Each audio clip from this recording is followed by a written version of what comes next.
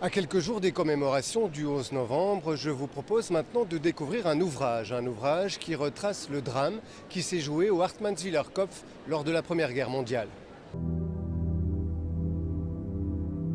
Où sont-ils, nos amis? Louis, où sont-ils?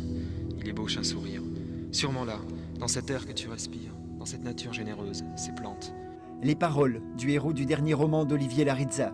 Dernières interrogations avant que ne s'installe le silence des âmes, avant que la marche du temps n'efface l'assourdissante tragédie qui s'est déroulée ici, sur cette montagne du Hartmannswiller Kopf, durant la Grande Guerre.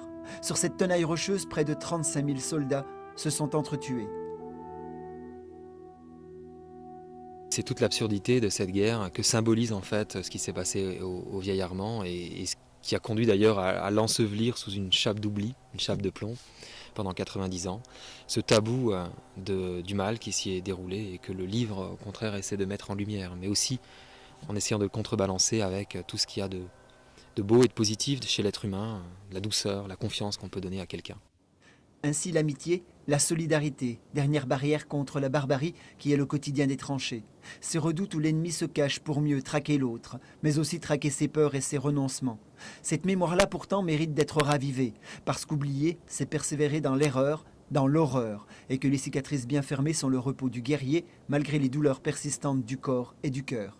On doit aussi peut-être vivre avec ces gens-là en nous, porter une partie de leur mémoire, et c'est pas forcément triste.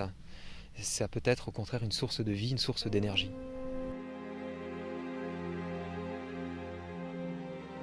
Je crois à la force vitale qui anime les êtres et l'univers. Je crois que cette force ne s'épuise pas, qu'elle persiste. Celle de nos amis est entrée en nous et maintenant elle va vivre à travers nous.